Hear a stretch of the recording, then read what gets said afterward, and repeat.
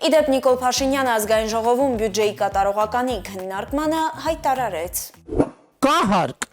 կա բարեկեցություն, չկա հարկ, չկա բարեկեցություն։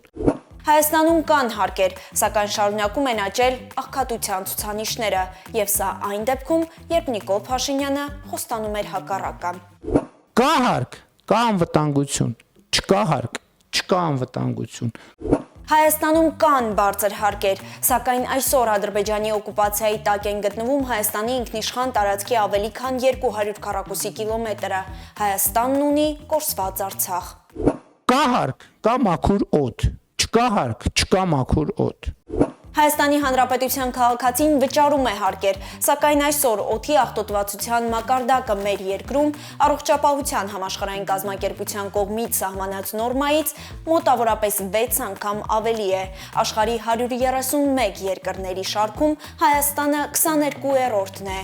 օդի աղտոտվածության մակարդակով եւ ի վերջո կա հարկ, կա պետություն, չկա հարկ, չկա պետություն։